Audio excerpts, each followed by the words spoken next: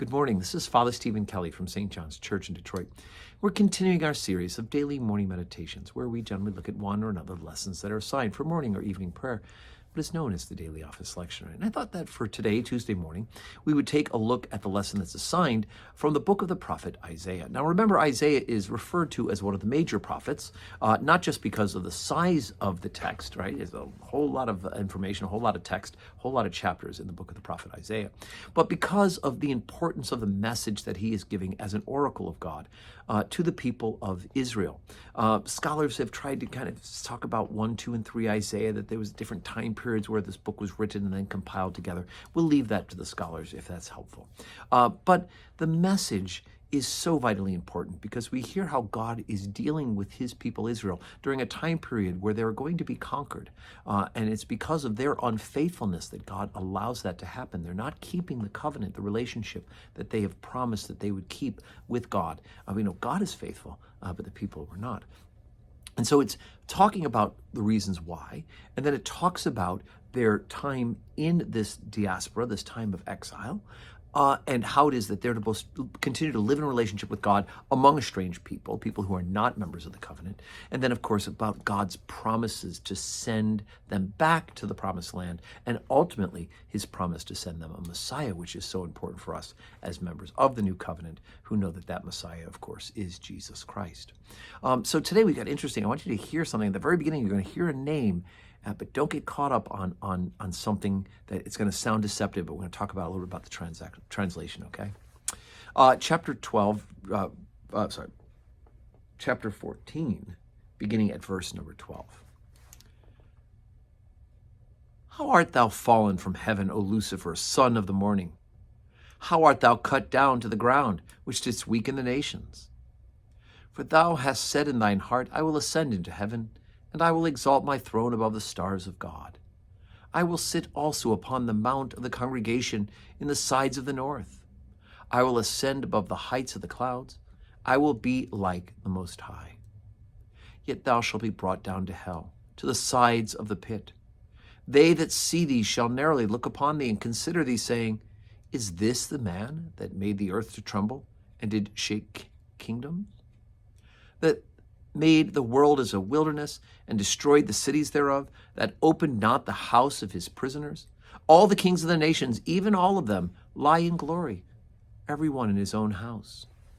But thou art cast out of thy grave like an abominable branch, and as the raiment of those that are slain, thrust through with a sword, that go down to the stones of the pit, as a carcass trodden under feet. Thou shalt not be joined with them in burial, because thou hast destroyed thy land and slain thy people. The seed of evildoers shall never be renowned.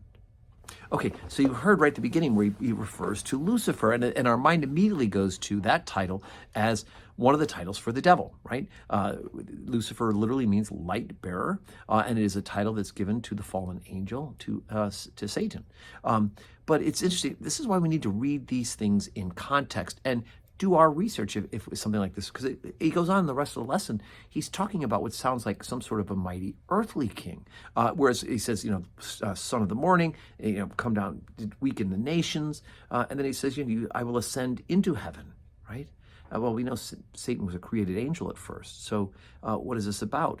But then he says, I'll sight the height of the clouds, and I'll be like the Most High. So we do know that Satan wanted to displace God, right?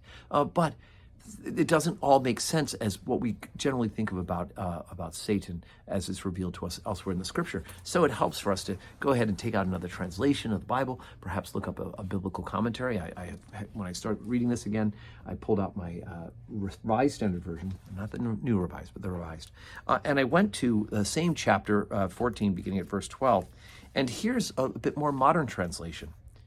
Instead of, how art thou fallen from heaven, O Lucifer, son of the morning, this translation says, how art thou fallen from heaven, O day star, son of dawn? How art thou cut down to the ground and laid the nations low? Okay, so let's take, why is that different? Is the translation the same, right? And my Hebrew is rusty. I did pull out my Hebrew to English concordance, and I saw that the word that they were using It could be translated in various ways. Day star and light bearer, right, are close enough. So then you go down to the annotation at the bottom. Let's see what the scholars have had to say about this. And you realize the beginning of the chapter, it's talking about the return from exile, and begins to talk about, it's a dirge against a tyrant, right? An earthly tyrant. And some believe that this is the king he's perhaps referring to about Nebuchadnezzar, right? And that Nebuchadnezzar, the nation like Babylon or Persia, would precede Judah's restoration, as it says here. So when you get to that verse, from aspirations for divinity, he falls to the anonymity of Sheol. Canaanite mythological background is reflected in day star and dawn, mount of assembly, and so it's of the gods, of the fake gods.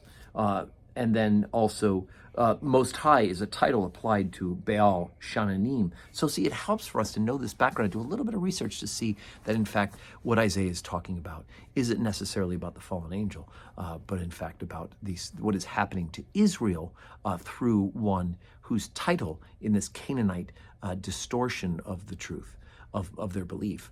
That is what is reflected in that word Lucifer or day star. And that, in fact, there are plenty of other places where we can slap the blame on Satan and all of his evil minions and the thing that he wants to do. But that's not where we're going. So that's just a little helpful. This one's been a long, but I want to help people to go ahead and do your comparison. You read it and think, oh my goodness, why is he talking about the devil in this one? Because it doesn't make sense in context. Boom. Do a little research, brothers and sisters.